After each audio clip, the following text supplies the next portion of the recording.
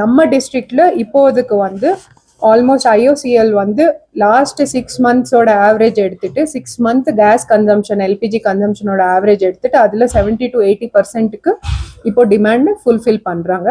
HPCL almost 100%. Last 6 month average எவ்வளோ கொடுத்துருக்கோமோ அதோட ஃபுல்லு 100% அவங்க கொடுக்குறாங்க. And so does BPCL. So gas in terms of domestic யூசேஜில் நமக்கு எந்த இஷ்யூ இல்லை.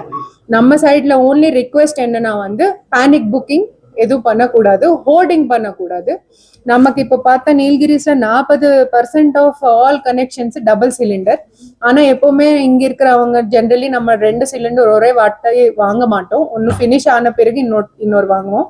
ஆனா இப்போ because of this panic issue ரெண்டா ஆர்டர் பண்றாங்க. அது எதுவும் தேவையில்லை, நமக்கு கம்ஃபர்டபுளா we can have it. So that is one issue which I wanted to. Petrol diesel எந்த பிரச்சனை இல்லை. நேத்து ஆல்ரெடி மினிஸ்ட்ரி ஆஃப் பெட்ரோலியம்ல இருந்து கூட நேத்து எல்லாருக்குமே கொடுத்திருக்காங்க இன்ஸ்ட்ரக்ஷன்ஸ். ப்ளீஸ் தயவு செய்து யாருமே வந்து கண்டெய்னர்ஸ் இதெல்லாம் எடுத்துட்டு போய் ஃபில்லிங் அது பண்ணக்கூடாது.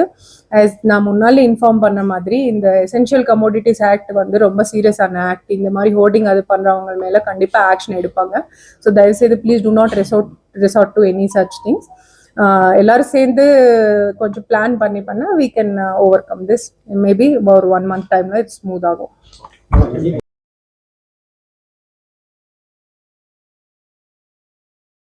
ராகம் டிவி யூடியூப் பக்கத்தை சப்ஸ்கிரைப் செய்யுங்கள்.